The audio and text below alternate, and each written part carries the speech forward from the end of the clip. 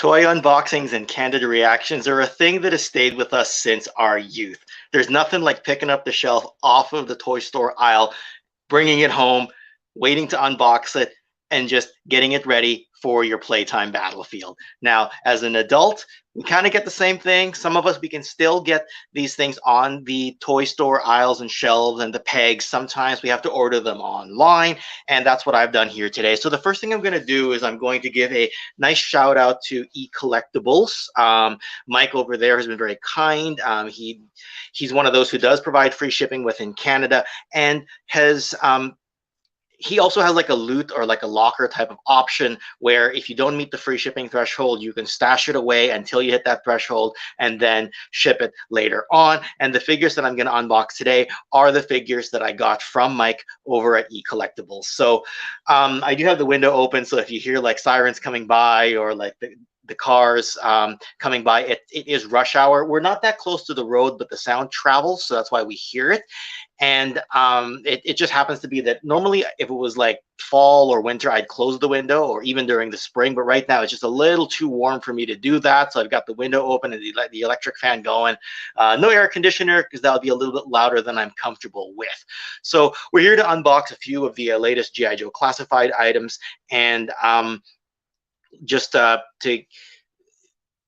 convey that level of excitement, because today we've got, you probably saw the thumbnail, we've got the Crimson Twins, Stalker, and I know I showed two Alley Vipers in the thumbnail. I already opened one of them up because I wanted to see where all the stuff went on the backpack and the weapons, etc. So I'll open one Alley Viper for this stream. And that also, the Alley Viper was also something that's a little bit older, like it had, well, not old by any stretch of the imagination, but as I look at the numbers on the box number is 34, whereas with Stalker and the Crimson Twins, the numbers are 44, 45, and 46. So obviously there was a little bit of a gap there. So I would save the Alley Viper for the end here. But let's say a quick hello to the chat and see who managed to join us on this particular live stream. And I noticed that there was a bit of a lag between when a message goes in on YouTube and when StreamYard can pull it up. Like I said, hi Gazz, and then I closed the YouTube tab, went to my StreamYard, and it was 45 seconds before it actually showed up on my StreamYard. So there's a little bit of a lag there.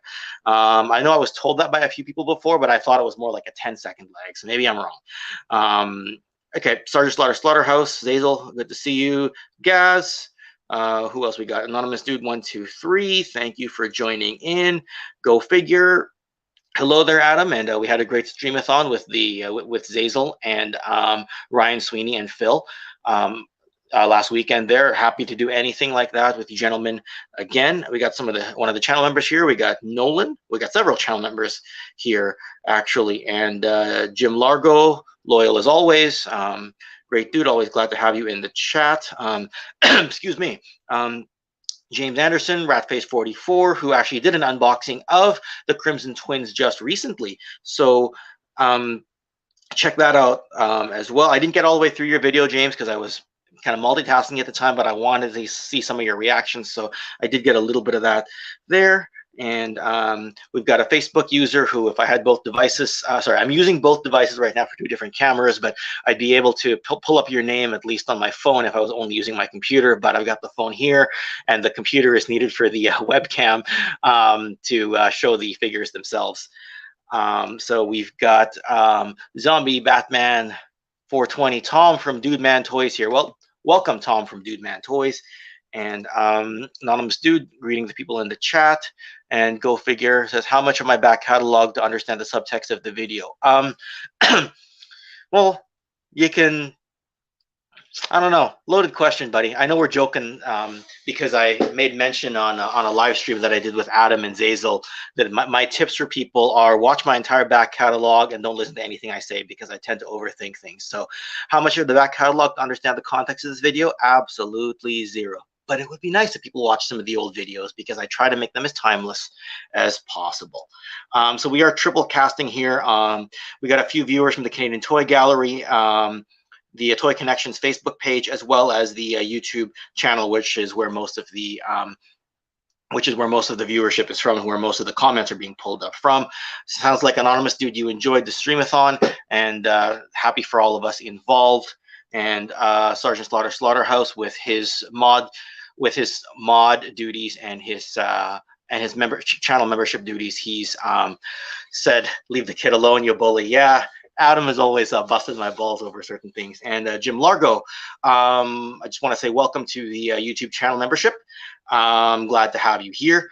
I just, yep, shout out several. The members are in the chat here. Jim Largo's recently joined. Always enjoy his company. Nolan, Gazz, and Zazel are all channel members as well. So this allows me to segue a little bit while people still file in, because I know it takes about 10 minutes before people kind of get in. Like I watched, you know, like hardly anybody's watching at the beginning, and about 10 minutes later, everyone kind of files in, and about, you know, at the 20-minute mark, there's even more people. So the channel membership gives me a good time to talk about it. So for 99 cents Canadian, or about 80 cents American, assuming they're doing the conversion properly, I do allow you all to have like extra emojis and extra badges next to your name.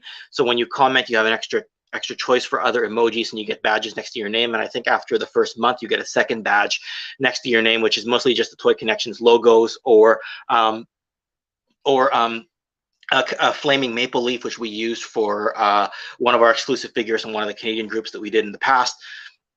And I'm thinking about adding a Ralph emoji. For now, I'm also putting my Patreon exclusive videos on the channel membership tab. That's not going to be permanent. I know I've said that before, but for now, if you do look at the channel member tab, you can find some of my old Patreon videos there. Again, that's just a temporary thing I'm doing to encourage membership, but if it's not listed as part of the membership benefits, I keep Patreon and memberships a little bit separate, but whatever, that's just me ranting a little bit. But again, thank you for joining. We got, oops, I've jumped over here, and Gazz is showing off his fancy logos. We got David Del Cruz. We got Rolando Flores. And if I ever do pull it up and it doesn't show up here on StreamYard, it does show up. Your emojis will show up in the comment section on the actual YouTube stream. So I'm the only one that does not get to see the emojis on here, but I do know that the emojis are there. It's just StreamYard doesn't translate them very well. And we've got Mega J Retro, who's guested on this channel a couple of times. I just watched your video announcing the, and I was actually going to comment. I've already commented there, but I was going to bring it up here as well, that we've got the Frank Langella and Dolph Lundgren He-Man coming into the Masterverse. So I was glad to see that news. I saw Geek Dad Life put that news up, and then I was busy, so I watched his stream late. And then as that happened, all of a sudden your video came up. So subscribe to Mega J Retro if you can. Subscribe to James Ratface, Go Figure, and Sergeant Slaughterhouse. And another person to subscribe to is a gentleman who's recently back in the YouTube communities, All Things 80s. Dean had a fun live stream earlier on. So welcome back. It's nice to see that you're doing so much better, Dean. I know that you were away for a little while. And another person to subscribe to, getting a lot of great channels in here. Usual Mike Television. So happy to have you here. Watched a few of your videos last week.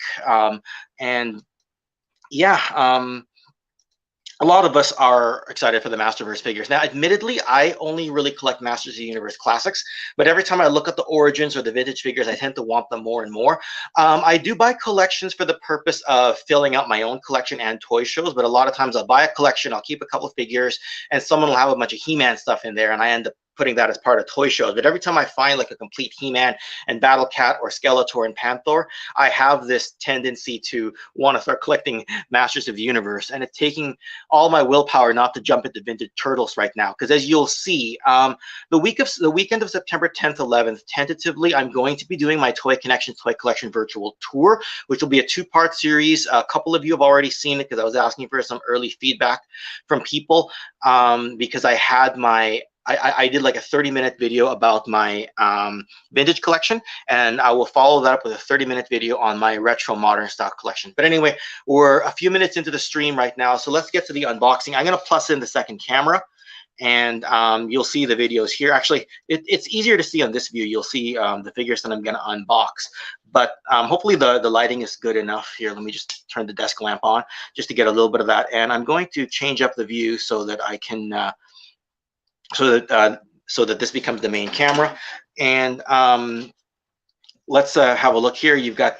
We got Tomax here. And when I looked at Tomax and Xamot, Sorry, the camera angle's a little bit on the low side. Let me just pull it up a little bit. They do seem to come with the same accessories inside the box, so it's like identical knives, identical guns, etc. So let's get these bad boys open. And you know, I'm going to talk to you folks here throughout, and get going. And yes, Zazel is in here to watch me use scissors properly and not, you know, snip into the box the way I normally did in the past, which always makes for quite a lot of fun. Now, the twins admittedly did not come with that much in the way of accessories by comparison to some of the other figures, and that's okay because they are known as like these sort of like acrobatic type of villains.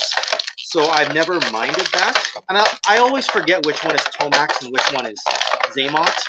As much of a G.I. Joe fan as I am, then yes. And sorry, I just need to see what the Mega J's comment was because Gazz is asking if he's serious. What's going on, Anonymous J? Or Anonymous J. Mega J, what was your comment there? I'm wondering what you're what they're asking you're serious about. Oh, probably because of the Dolph, the Dolph and the Dolph He-Man, because I said it. Yes, the Dolph He-Man is coming out, and so is the Franklin Jella Skeletor in the Masterverse line. That was just announced today because as part of Mo Tuesdays, Geek Dad Life likes to jump online and do kind of a lunchtime stream, and then because Mega J is online at all hours of the day, I've theorized that his career actually is that he's a full-time YouTuber, and while that may not be true, he's very quick to the button on news. So a lot of times, if I'm a little bit behind on toy news, it's always good to follow some of these folks like Mega J Retro and Geek Dad Life. And I had them both on my my stream a couple weekends ago on the what I call the J trifecta or the triple J stream. For those of you who are wrestling fans. So there's the weapon. Yeah, and it has been a good Tuesday. Yeah, Jim Largo, I totally feel you there. Still stalking for Stalker. So I actually don't keep my boxes. I know a lot of people do, but if I did, I'd have just so many boxes that I would not be able to hold on to. So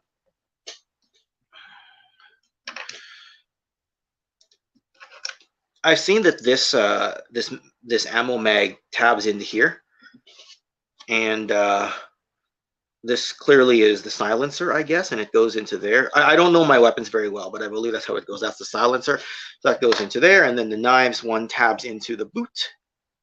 I've got to make sure I get it in properly. Come on.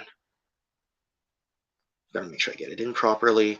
These are a little bit rubbery, so I'm not too concerned about breaking them. They're not made of like the harder material, like they feel like they're PVC. They do not feel like they're ABS, so I'm not as concerned. They do have the rubbery bend to them, and his joints are okay. I'm not having a Storm Shadow unboxing feeling coming out of this particular thing.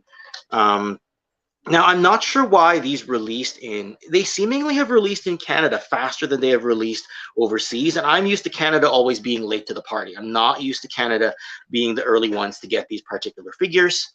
And is my camera focusing? How's my camera focus? So this Logitech webcam sometimes has a bit of a focus issue on it, and there's no way to kind of autofocus it. You have to sort of like move the figure towards and behind it. And yes, sub to Mega J Retro, as I say, sub to any of the channels in this particular chat. Okay, suppressor, not really a silencer, nitpick nomenclature. No, that's okay, because the thing is, Jim Largo, when I do these sorts of live chats, especially for those of you who are members and patrons and like regular viewers of the channel, I'll always listen to those of you who know more.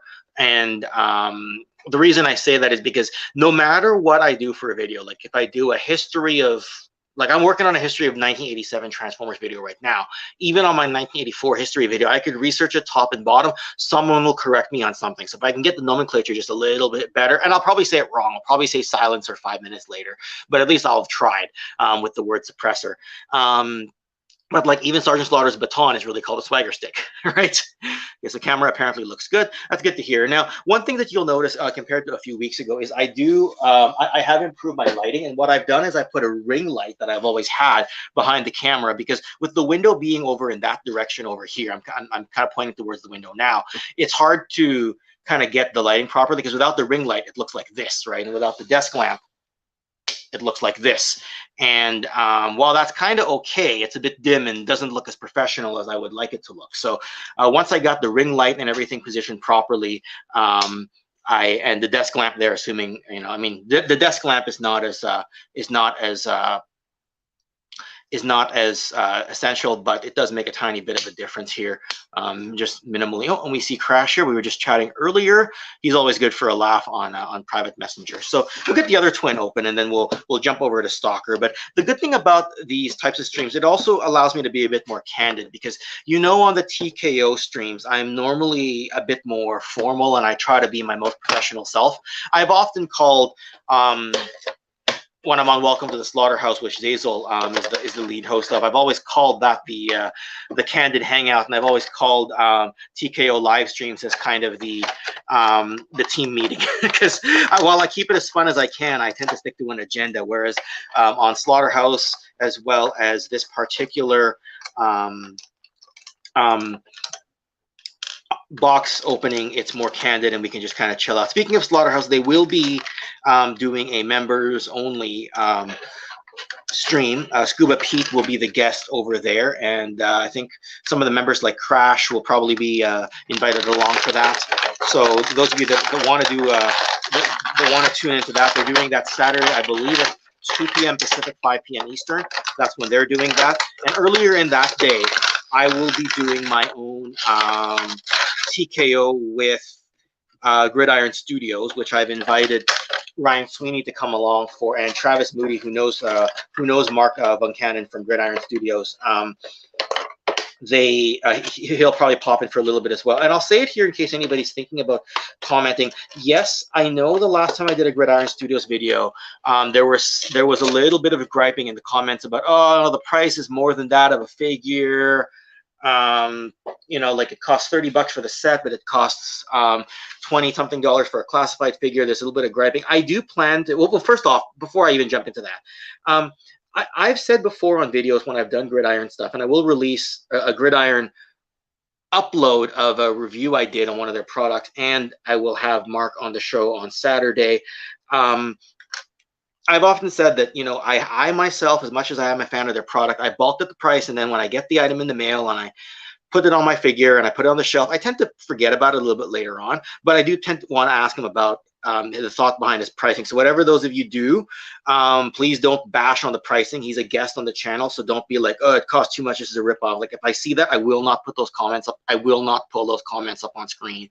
And if I see the same chucklehead doing the same thing over and over again, I will put them in timeout or ban them. That's not because I mind, more so as I just want to be polite to the guest, right? Because you know, they're giving their time to us. I don't know if his two sons are coming along, but they're the ones who also do a lot of the work for Gridiron Studios.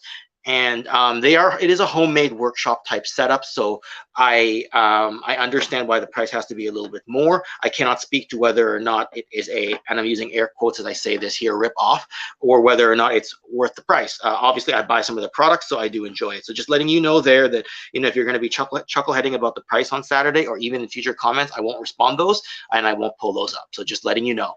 And yes, Ralph will probably take over some point, and yet Nolan, I know you understand, Nolan. I mean, polite gentlemen like yourself, are the least of my worries on this particular thing. And Zizzle makes a good point here. They do good stuff, and it's up to the individual. They think it's worth the money. Yeah, chuckleheads was a word that I got from Geek Dad Life. He just simply said on one of his live streams, "Please no chuckleheads," and I was like, you know what, I'm just going to take that to heart. And kind of follow suit and use that word, because I thought it was a very appropriate word. Yeah, so let's get Sergeant Stalker open here.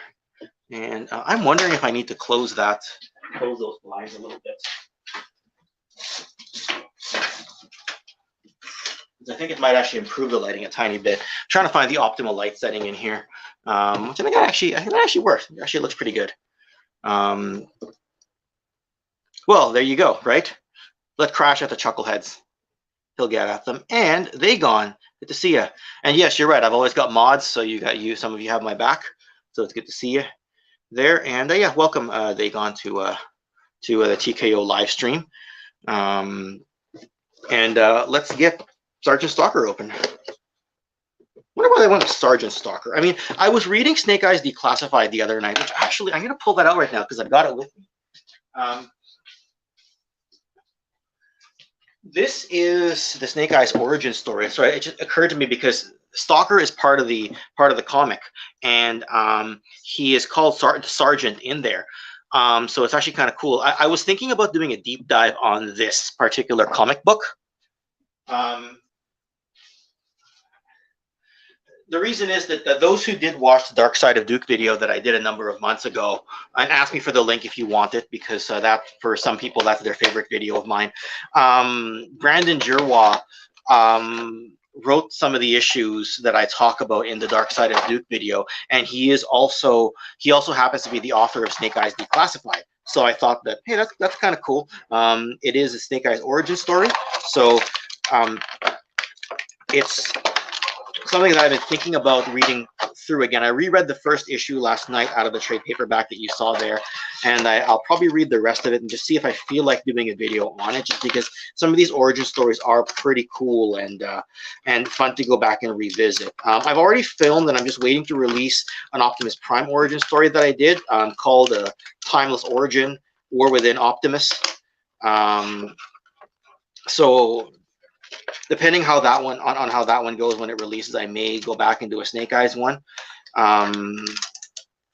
Yeah, man, Stalker has a lot of weapons. Look at this, a lot of accessories. Crash is in the chat, and Jim's in the chat. You'll understand what I mean by this. It feels like I'm opening an Action Force figure right now, with the sheer number of accessories you see on here. I mean, I'm going to angle the webcam over, but look at the sheer number of accessories you get there. No, like, I'm not kidding when I say, literally, what is this? Is this Action Force?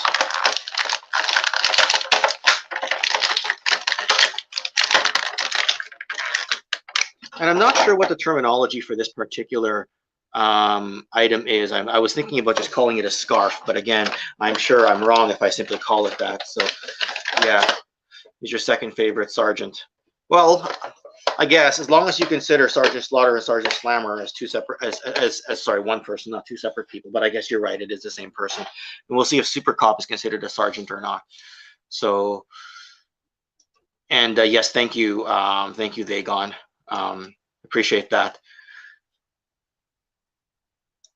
Yeah, it does. The delays are really inexplicable. Sometimes some stuff takes forever for me to get, and sometimes it's really easy for me to get stuff. I don't know if this just fits over his head or whether I got to take the head off to fit it over it. I'm also not sure if I'm supposed to take the web gear off to make it fit, but I like to keep all my accessories on the figure. So, maybe I could take the web gear off and put this on, or whether I just slide it over the top. I'm just going to slide it over the top because the more accessories I can get onto the figure, the less I have to keep away in storage. I'm sure it's probably, I'm sure I'm probably doing something wrong over here, but that's, maybe it looks a little tacky, maybe it doesn't. But yeah, just want to see how all this stuff fits. Okay, so clearly his 82 style rifle is supposed to be what goes in there, and that tabs into the back here, kind of like this. Make it so, right? Yeah, the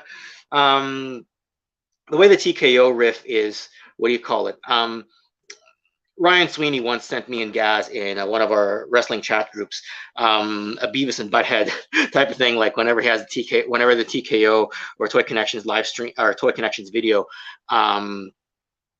theme song comes up, it's like Beavis and Butthead rocking out in the 1990s. I believe that's an extra ammo clip. What is that? Looks like an extra ammo clip of some sort. And I believe that goes right here onto the side of his pants. Yeah, I do enjoy rock and roll myself. That's cool, Dagon. I guess your in the service yourself. So thank you for your service. So we've got a pistol here. It goes into the side. Got the knife that goes into the sheath. And we've got the ammo mag that goes into here. And the, let me get it right this time, the condenser that goes on the end, if you can see it. There you go. So just like the twins, all his accessories fit onto the figure, which is kind of cool. All this extra clip. Dagon, it's going to surprise you. My favorite band is actually Metallica. That's for consistent music. Like, it's not really my favorite. My favorite song isn't necessarily from Metallica. Like, I'm more of a classic rock person for my favorite song. Like, my two favorite songs of all time are Africa by Toto and Don't Stop Believing by Journey. But for listening to albums start to finish, I don't find that neither Toto nor Journey hold my interest the way of like something like Metallica's Black Album. And I know some people find the Black Album by Metallica to be a little bit more of a, when they sold out to go commercialized, but I still enjoy it. And I know that I made the comment about Saint Anger one time and everyone was like, whoa, don't hate on Saint Anger. I'm like, wow, I thought that was the one album I could hate on, because a lot of people started saying they were sellouts by, if not by the Black Album, that they were sellouts by Load and Reload, etc. But anyway, that's my favorite band. Van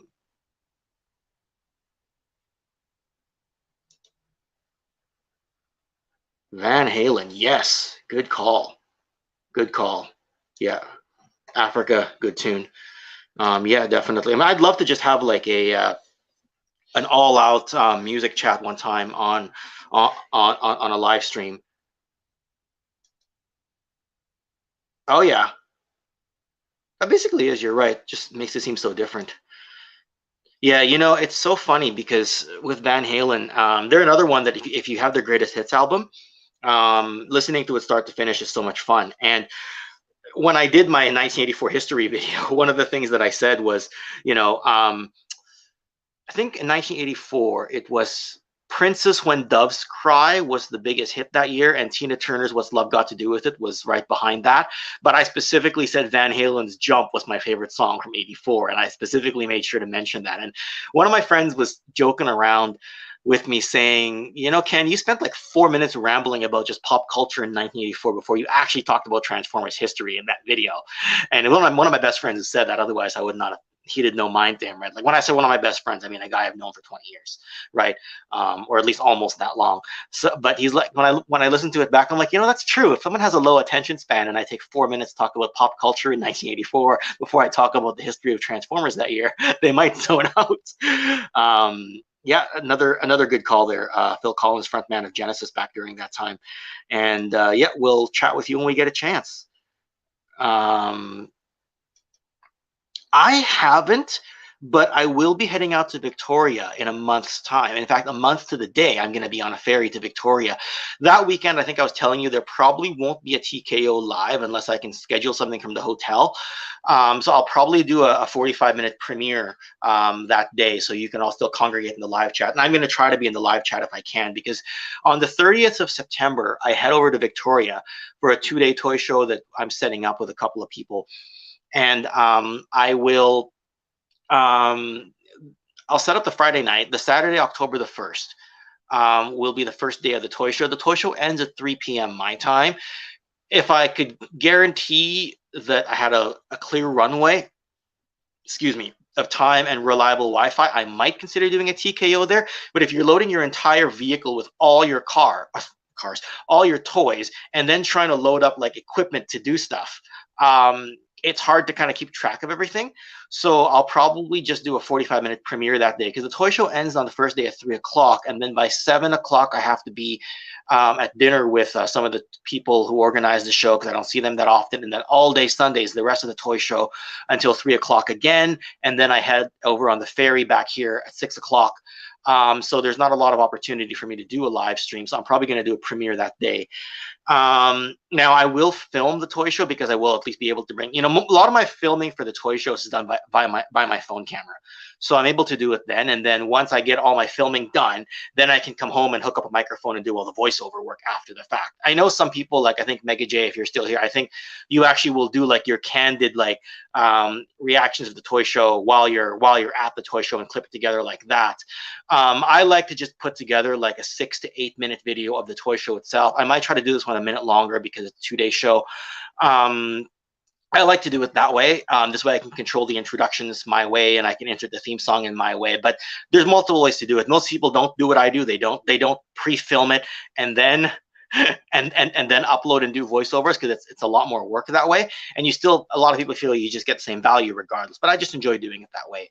And because the owners of the toy show are also the owners of the National Toy Museum of Canada, I am going to go to visit the toy museum and I'll do a video there as well. So look for some video work around that week as well. I'll still be releasing weekly between now and then. With regards to the schedule, one of the things that I've been kind of not so much venting, but talking about on Patreon is I have been releasing more often than usual. Like the last couple of weeks have been 2 uploads a week and 2 live streams. Obviously I'm not going to always be able to do that. I'll probably go with 1 upload and 1 live stream on a regular basis. Just if I happen to have a box opening to do, it gives me a chance to come and talk to the rest of you while still showing some toys on the screen while making it kind of an interactive thing. Because sometimes you're getting 4 uploads from me, sometimes 5 in a week if I do a YouTube Shorts. Sometimes you'll get 2. Right? Sometimes you'll get 1, but hopefully the frequency isn't too much. All of you have said already that it's not a problem, but I just like to know that I'm cognizant of it. I know Ryan always tells me don't apologize for these things, and I'm not being apologetic. I'm just saying I'm cognizant of the situation. That's all. So let's catch up with the chat, and then we'll open up the Alley Viper here. Let's see. And Dagon's back from his break. Yep. Everything does interconnect with the 80s memories. And Gung Ho just wanting to punch one of the twins. I totally forgot he was on camera because I opened them up last week and I left him on the desk. Yep, sure. Friends always share. Okay, so I'm more or less caught up with the chat, and I'm going to get the Alley Viper open. So ultimately, I just love the look of these particular figures. And Rob Vegas, good to see you. Another channel you should all subscribe to. He likes to do like candid G.I. Joe videos as well, and he was a big part of our Cobra Convergence. So subscribe to Rob Vegas if you head over and happen to be enjoying his content. A legend just showed up, definitely. Okay, so let's get the Alley Viper open. Again, I've already opened one of these, but I sometimes will do the army builders in pairs.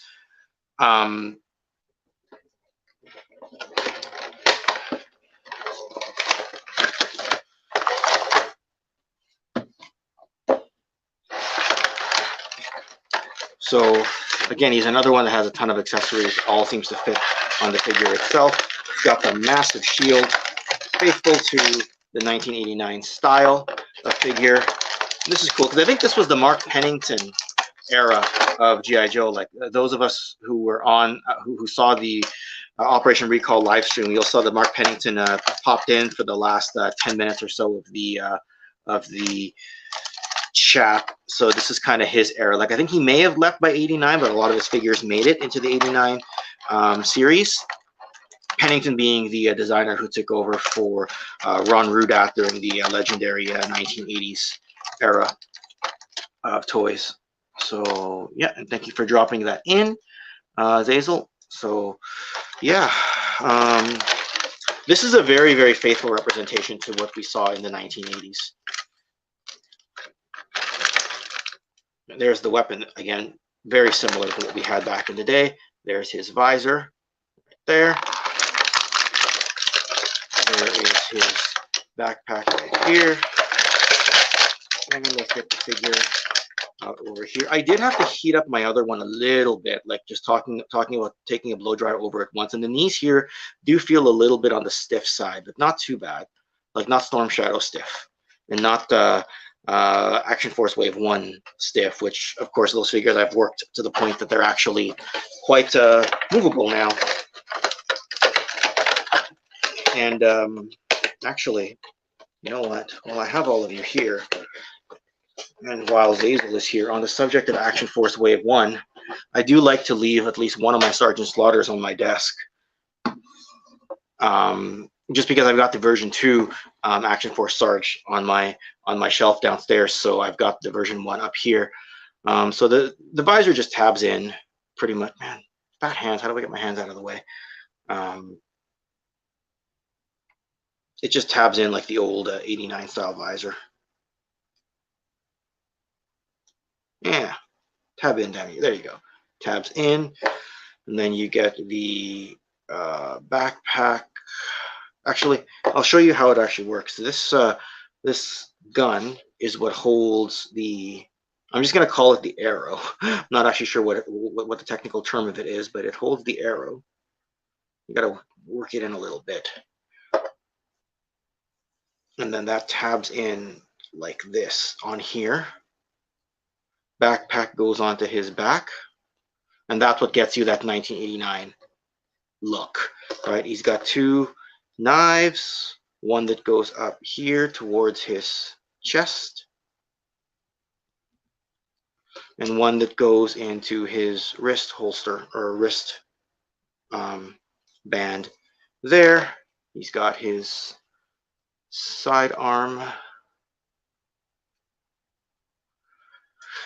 Yeah, I've always felt that the Dayglow orange is a little bit gaudy looking. I mean, yeah, this is faithful to the original, but when Black Major did like urban, like Firefly style colored ones, I actually kind of like that one a little bit better. So you'll see here that this just loops over the hands. Like you can't actually do this without taking the hand out. Like I thought I'd have to unscrew the hand from or untwist the hand, but you can actually get this in just by jimmying it left and right kind of thing to just get it onto the figure. I'm not sure if I'll have an unboxing next week. I just thought I'd point that out. I'm not super like I don't know whether or not I'll be getting another box that soon. And there's nowhere else I know where to put his weapon. Oh, the mag goes into there. I don't know where else to put the weapons. So for my other Alley Viper, and I'll do it here, I'll just put it in there. But it's a little silly because I'm putting a weapon into a hand that's supposed to hold a shield. So it's a little weird, but I'm doing it anyway. Damn you. Get in there. Okay, there you go. Okay, so he's holding a shield, but he's also holding a gun. And then his other hand holds the gun again as well. So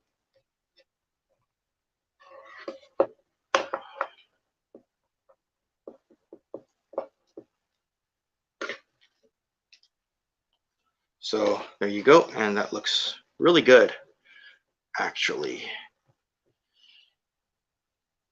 Yeah, and thank you for supporting Rob Vegas there. And yeah, one has the scar, one doesn't. So yeah, so oops, and of course he's a little bit back heavy, so either put on a figure stand or make sure you balance it properly. So that's the Alley Viper that I opened a few days ago, just because I wanted to know where everything went and figured it would maybe speed up the, because I knew I was going to talk about other things. It might speed up the unboxing a little bit more. So anyway, there he is next to Sergeant Slaughter, and the comparison with Retro, although Retro Gung Ho comes with a stand, so there's the comparison next to Retro Gung Ho. And those are the figures that I've managed to open today. Happy to take some questions. I mean, I was planning to go online for about 45 minutes today, but I can stay on a little bit longer. Like we're just coming up on the 40-minute mark right about now, so happy to take any questions from the chat if there's anything you want to know, anything you wonder about my process, or what could be coming next, etc. I'm just gonna switch back to kind of this this layout now that I've got everything kind of opened up, and you can see my haul. So yeah, anyway, thanks for all the support on here, and for joining me on some of these live chats. When is Sergeant Slaughter shipping? Actually, not sure. I thought it was in the new year sometime. Could be wrong.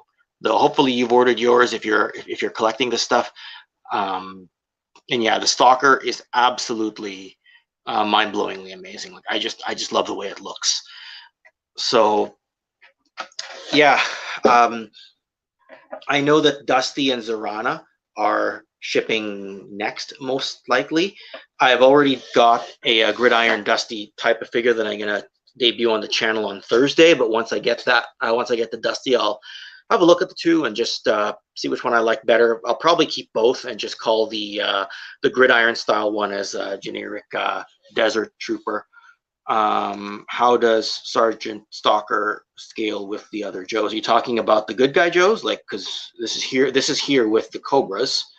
So I don't have another other than Big Man Gung Ho. I don't have another one to show you, but that's how he scales with Gung Ho. So I don't have another actual like good guy to show you. And for those who want to display it with the Action Force Sarge, that's how he displays with the Action Force Sarge. And Jim, I know that you do have Action Force stuff, so that probably would be relatively useful for you. Question: Who has the best villainous laugh? Cobra Commander, Destro, Zartan, Mindbender, or Serpentor? Can I say Skeletor?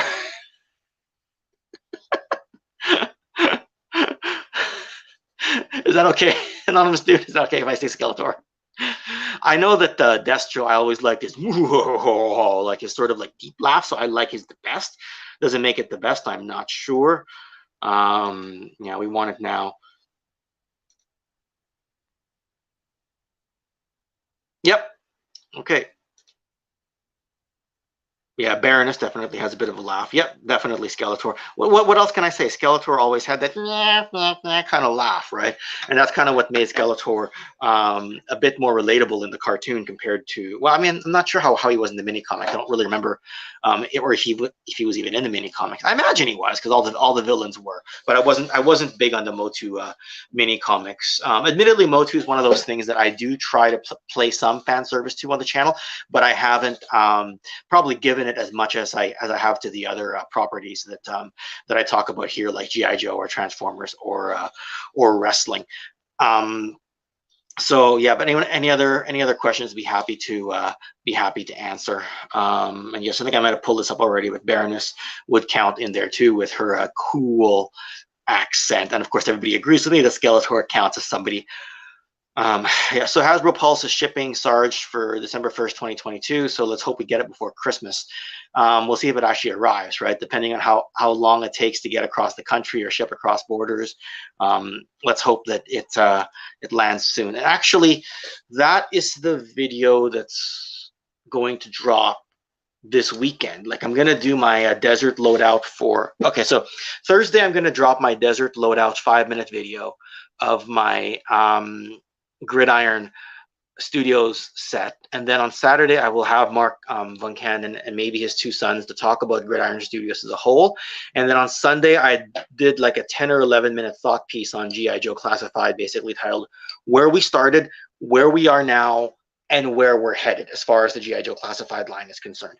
So basically I go into it and I just say, you know, didn't like where they started because that first wave of figures left a little bit to be desired. Then they slowly got better. And then as we move past Target exclusive era, we're starting to get these things more accessible to us, at least on a pre-order basis. Yes, shipping and waiting times and lead times from the factory and all that are all still lengthy, but at least we're getting a better toy line now as far as I'm concerned. So that's the gist of what I'm going to say in the video. So be sure to tune into that premiere. That'll be on Sunday. So basically what I'm saying is you're going to see me 3 more times between now and Sunday in some way, shape, or form.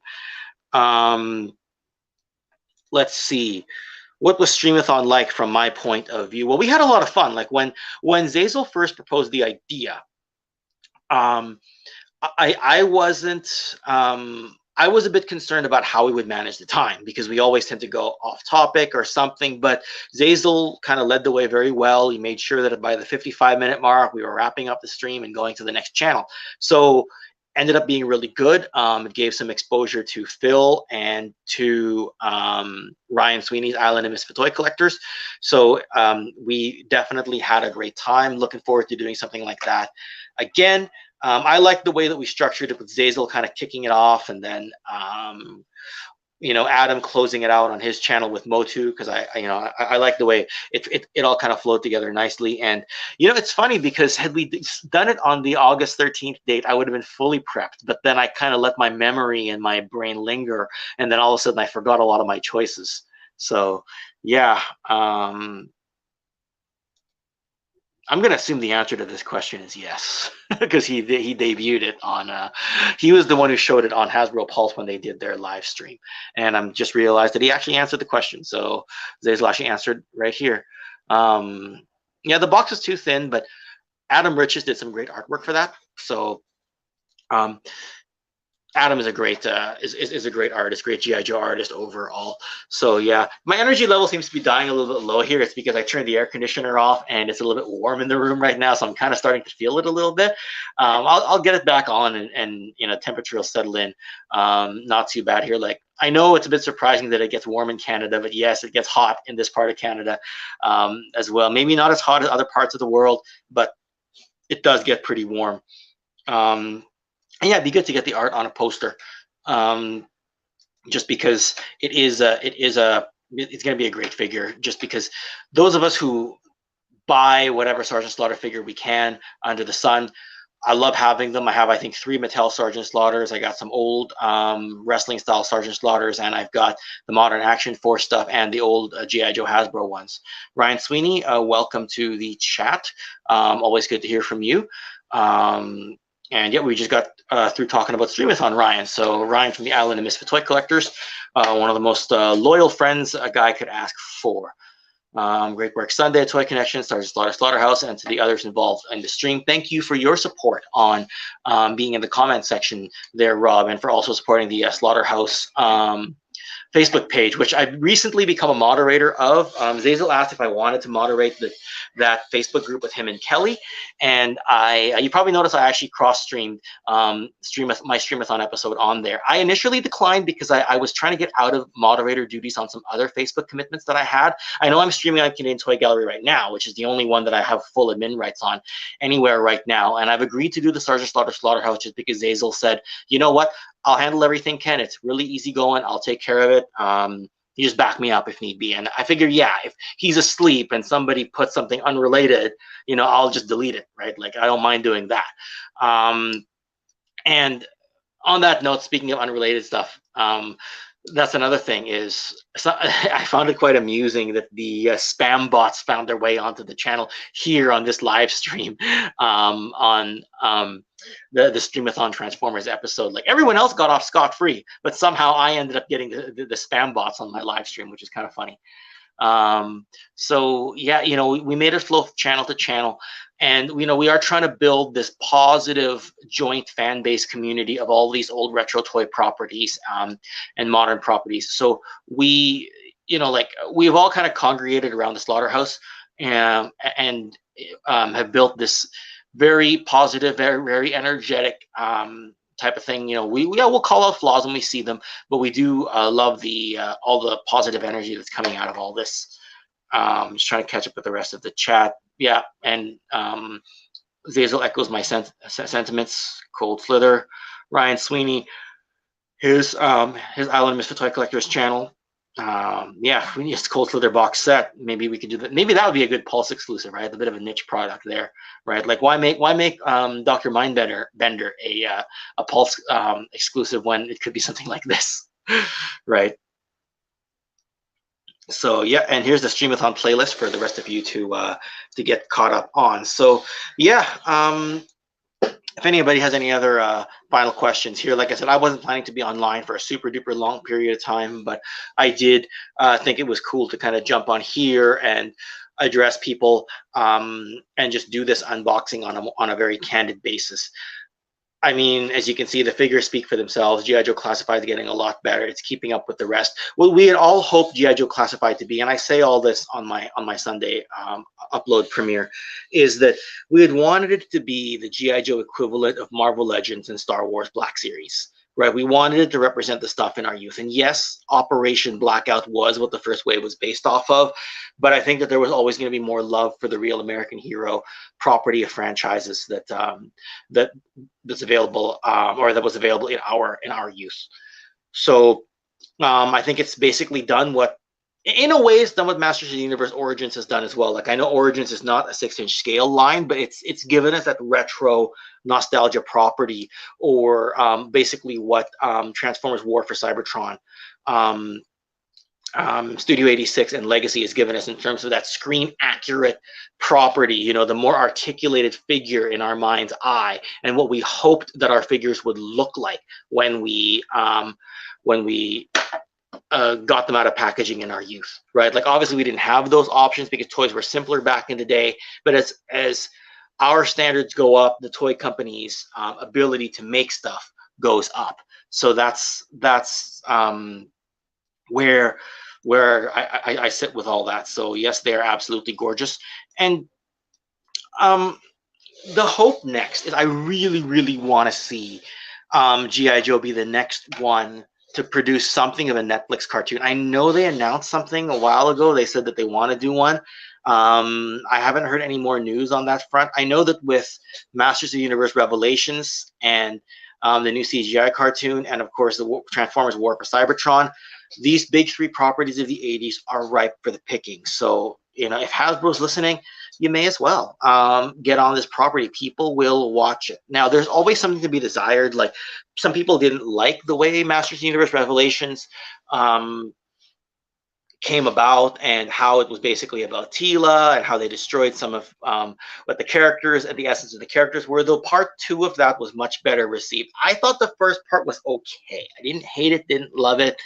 I do what I usually do, which is straddle the fence, because I try to see the positive, but I can't ignore the negative, which is why I tend to give it a neutral feedback. But I did enjoy the animation. Now, part 2 of Revelations, I thought was, I'm not going to say epic, but I'm going to say it's very good, right? Transformers War for Cybertron, I thought the voice acting was a little too far off from what we remember in the original. I thought the story got a little convoluted towards the end of the series, but I liked the animation, I liked the toys, and the fact that we got a cartoon that was at least okay, right? I found that it was a watchable cartoon. I just did not necessarily find myself chomping at the bit to go back and get it. Now, if you want something that's a semi-modern that is worth rewatching, is G.I. Joe Resolute, right? Like, that is just epic, right? Like, that's what I would consider, you know, if that had been the G.I. Joe movie in 1987 rather than Cobra Law, I would have just, wow, like, but of course, that's my opinion looking back as an adult. I mean, I'm not sure that I would show G.I. Joe Resolute to, you know, like a 5 or a 6-year-old kid, right?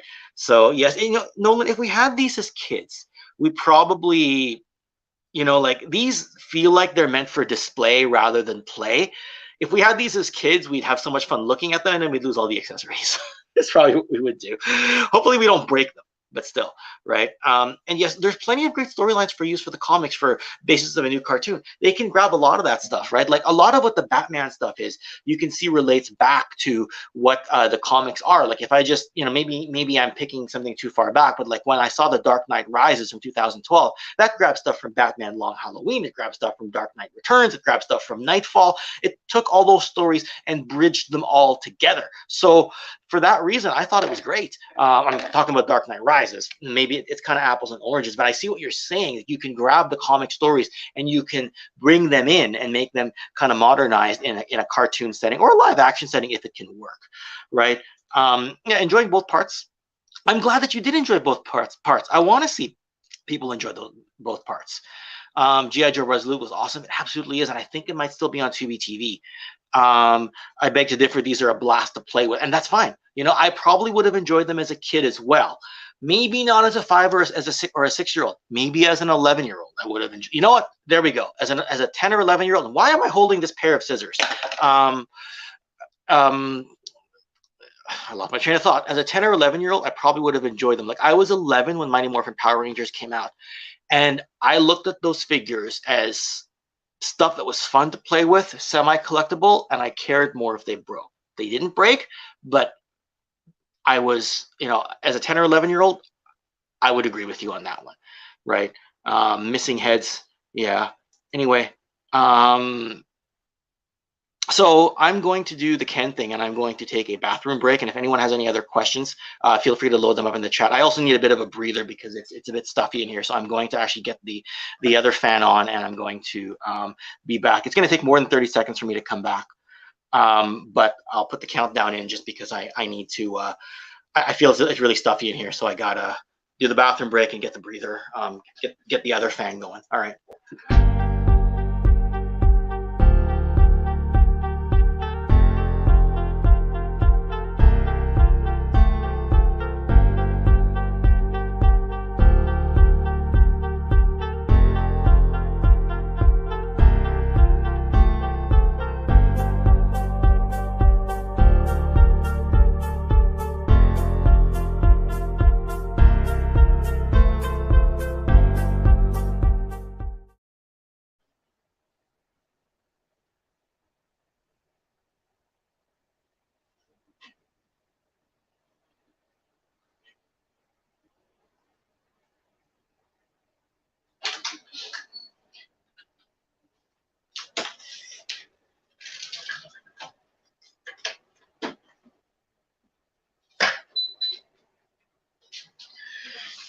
And you know what? Screw it. I just turned the fan on to air conditioner mode. I know we're well deep into the stream and we're having a conversation, like a real conversation. So if you hear it, hopefully it's not too loud over there, because when it goes into AC mode, it makes kind of a louder sound.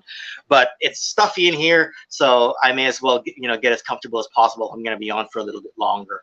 Let's just catch up with the chat here. I see a few people have dropped off. That's a good time to drop, right? A bit of an intermission. Oh, the chat has jumped on me. Oh, there it is. All right, there we go. Where were we? Where were we? As long as I don't run with scissors, yes, absolutely. So how is everyone? I guess everyone's okay. Yeah, and Rob Vegas is saying here, there's so many awesome stories to have in the comics, right? The whole 30-second countdown stream, countdown thing, actually, to his credit, it was actually a Dean from All Things 80s. I don't know if he's still in here. I know he put the one comment in earlier. He's the one who, one time we did like a 3 or 4 hour stream, and when he had a beverage on camera, every time he needed to go to the bathroom, he threw the countdown stream on. Now, to his credit, he was actually drinking, actually loading his bladder with something, and he did a much longer stream than I'm doing right now. For me, it doesn't seem to matter, right? Yes, I had, more coffee than I should have had today, but it doesn't seem to matter. I go to the bathroom anyway. I could dehydrate myself. I'd still go to the bathroom. It's just what I do. I don't understand, but my body likes to malfunction on itself, so I just live with it and run with it, right? Just catching up here a little bit. It would be cool if Netflix did some form of Motu anthology that spotlights one-shot stories to tie into the Masterverse toys. That would be great. I don't know if you're referring to this, but like if they did like one-shot episodes, because Transformers IDW, when they started, they did a spotlight series of issues where they picked one character, they went into the backstory, and then they went into what the character is doing right now. If they did that in an episode fashion for another franchise like Motu, that would be great. Like, here's the story of Beastman, here's what he did in the past, here's where he's at now, here's his current struggle. Those would be great episodes. Now, there'd be a lot of animation involved, but if they could get the traction behind that, I'd love that. Now, I'm not sure that they can, because I don't know how easy it is for them to get viewership just on an epic cycle kind of like open field battle thing, let alone to delve back into individual stories. But I see Nolan's agreeing with you here, but I would love to see that not just there, but in any franchise, right? Like, I mean, we kind of got that sort of one-shot tie into individual characters with, dare I say, the Snake Eyes movie, kind of. I haven't seen the Snake Eyes movie yet. I've seen clips of it. I don't intend to, because I've heard that it's no good, and I did not have high hopes for it even when I saw it. My hope, and I've said this before, is that it was going to be the Bumblebee of the franchise, basically like what the 2018 Bumblebee movie did for the Transformers franchise, where while it wasn't their highest grossing film, it still grossed very well in the box office. And on top of that, it was still widely well received by critics, well received by fans. Now, admittedly, there hasn't been a Bumblebee specific sequel, because Rise of the Beasts will have nothing to do with Bumblebee. But at least it was well received and got people talking and rejuvenated interest. And you know, you get to a point where people who don't necessarily like the live action Transformers stuff, they will buy a studio series version of Bumblebee, right? So I was really hoping that the Snake Eyes movie would have been that for G.I. Joe, and it wasn't, apparently. Right, like maybe I'll give it a watch sometime, but there's so much else to watch right now, and I'm a little bit drained mentally because I just finished watching Sandman, and that's a very like mind-intensive series, but it's a very good series. Like it's worth it. Like even when you're tired, it will grip your interest, and it's hard to zone it out even when you're tired. So saying hello here to Wilhelm Toy and Hobby. So good of you to join the chat, and yes, you know they can't wreck it. They can't wreck it if I don't watch it. So yeah, the G.I. Joe file cards can make episodes. You know, if they were going to do just the file cards, I almost wonder if they could chop it up into like 2 characters in like 11-minute stories. Because if most episodes are 22 to 23 minutes, could you do 2 characters and then do it that way? I mean, we're spitballing here. We're just kind of dream spacing this, right? And yeah. Sandman was a great adaptation from the comics. I only read the first 10 issues or so of Sandman, so I did not read the Doll's House series. So I thought that was very faithful to like the part where Morpheus is captured, how they were trying to trap Death, but they trapped Dream instead. And then he came back after 100+ years. That part I read, and that was very faithful to the comics. I didn't get that far into it though, but Neil Gaiman is a very good writer. The thing about Sandman is it just wasn't my genre at the time. I, about 6 to 10 years ago, got deep into comics. Actually, I've been deep into comics for a long time, but when I encountered Sandman, when I picked up a copy to read it, I was catching up on other stuff at the time. Like I was trying to catch up on some of the Batman that was going on at the time. I was catching up on some of the Spider-Man stuff that was going on, wondering why the Ultimate Universe was no longer a thing in Marvel. So when I read Sandman, I kind of read those 10 issues in the first trade paperback as something of an aside, right? Just something that I had some time for, so I read that. But yes, it was very well written. It just wasn't what I was looking for at the time. But I'm glad I read it as backstory to this particular Sandman series.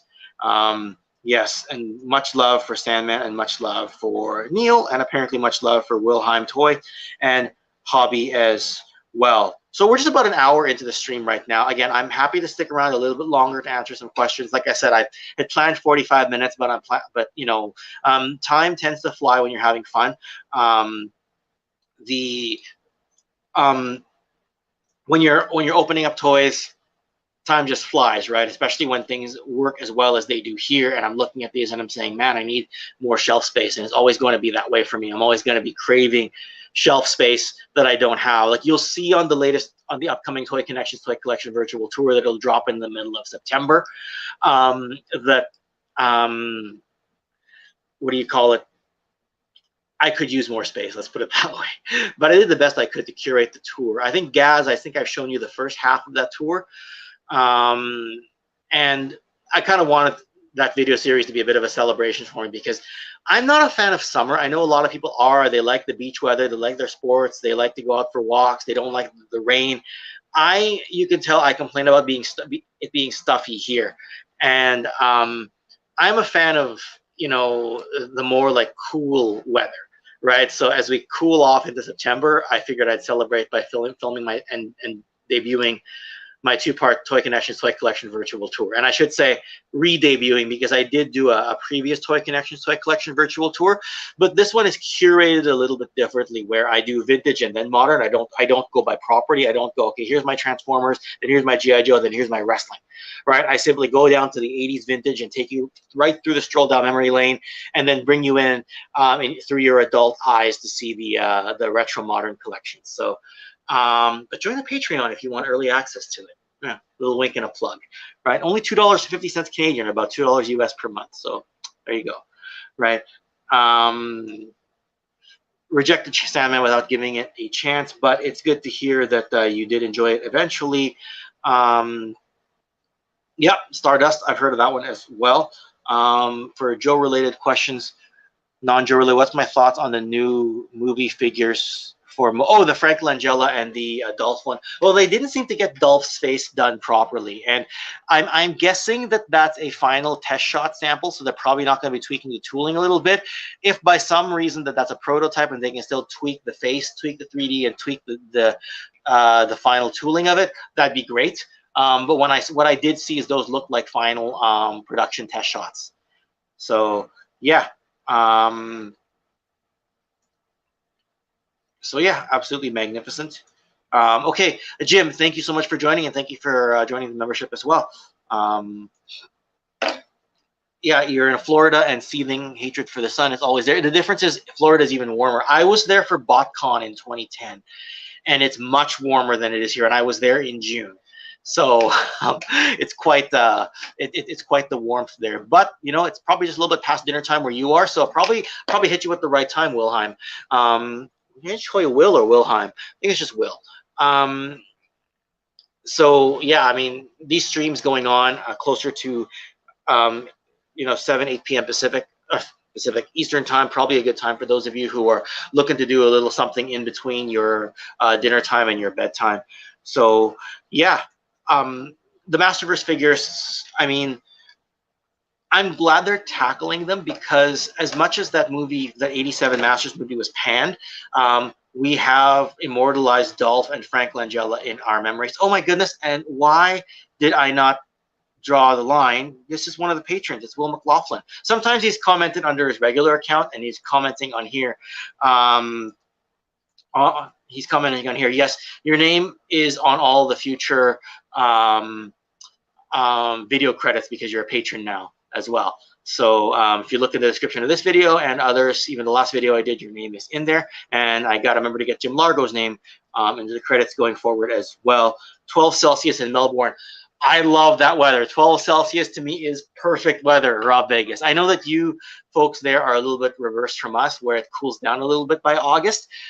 For us, we start to get the cool weather a little bit into September.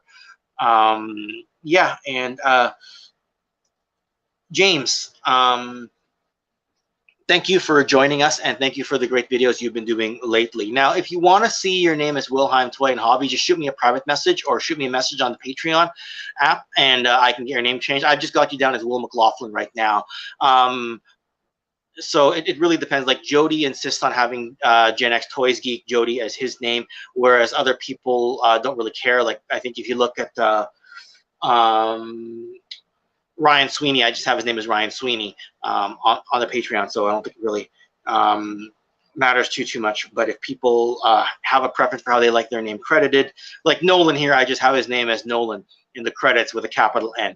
But if he had a last name he wanted to add there, if he wanted to add as, you know, the Nolan Prime or whatever, I'd probably just put that in the credits as well. And one of the reasons why, and no one's asked this yet, but I know the question is coming, why I don't roll the credits at the end, because a lot of people, like if you look at Geek Dad Life, for example, just pick him as an example, or Toy Galaxy, but I don't really know Toy Galaxy's process. I talked to Jay Moore, like he rolls the name of his Patreon at the end because he produces it, and then he puts the credits in, and then he uploads it. For me, a lot of times I produce it, I sit on it for a few weeks, sometimes months, and then I upload it later and the list has changed. So that's why I typically say, look in the description, because I can update the description later. But if the video is already loaded on YouTube, I can't, and I just haven't made it public yet, I can't change it, right? And sometimes I do, like if for some reason I've used someone else's footage, like I did use WWE footage before, and some of you know, you've seen me whine about it. Someone will put a copyright claim, and then I'll have to change that part of the video anyway, which incidentally, I don't really understand why anybody cares, like why WWE cares that I put 10 seconds of footage of Hulk Hogan walking to the ring and then opening his shirt up, especially since I didn't use the audio. Hasbro, I know, tends not to care. I know if you play the audio for Hasbro for an extended period, I know they'll care. WWE seems really strict. I know that to kind of get around that, like for that particular time, I actually used the full screen, even though I killed the audio and talked over it. But I think if you do something like if you slow it down like to 80%, or if you increase the speed to like 140%, which they can still catch, I think, but if you put like a TV border around it and put like Toy Kennections review, and then you put like, you kind of blur the screen a little bit, like you put an aging effect, then the bots won't catch it when they're trying to audit it through YouTube. But why should I put that much effort? I mean, I will do it when I need to, right? But if someone says that there's a content match between your video and another, all they do is they say there's a content match. You still have to go in and manually look at what the content match is, especially since it'll tell you the level of content match. If it says it's 100% content match, like, only reason I know this is because I got this a couple of times, like on Streamathon, when I uploaded my trailer, I shouldn't say my trailer, Zazel's trailer, it will say, and then Zazel uploaded, then Ryan, then Phil, then Adam, we all uploaded the same trailer. It said there's a 100% match on your video across all these channels. So obviously, if it's 100% match, that time I would not put a copyright claim because we knew we were doing that. But if I knew someone re-uploaded my video, I wouldn't look at it. I would just say, here's a copyright claim, take it down.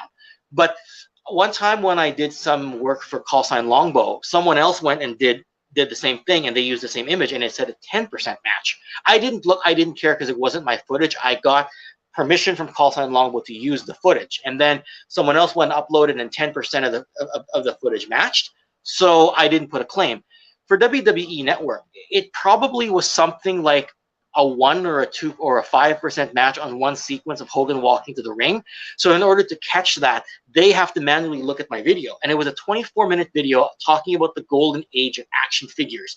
And while I was doing my introduction, I talked about Hogan. I talked about, I showed wrestling, and I showed Hogan walking to the ring.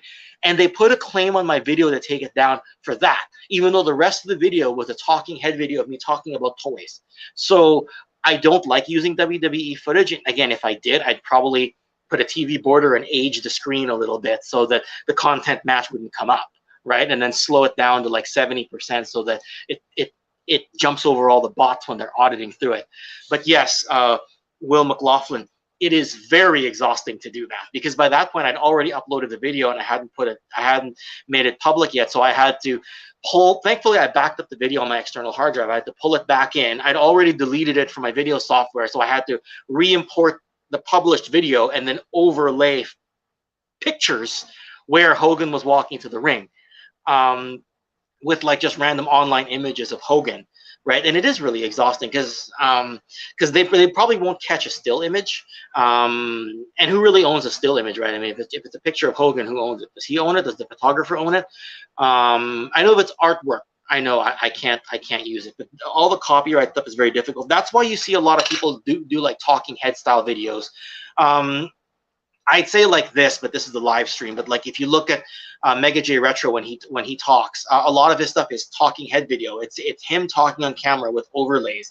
You see me, a lot of it is voiceover work, and the reason I do that is because a lot of times I find that the voiceover work makes for a better video essay, just for the way I happen to produce.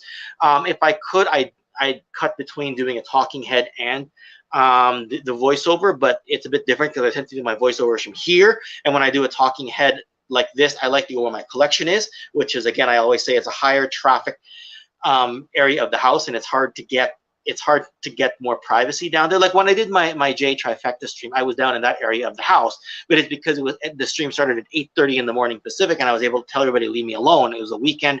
Everyone wanted to sleep in. My son wanted to watch TV. I was able to do that.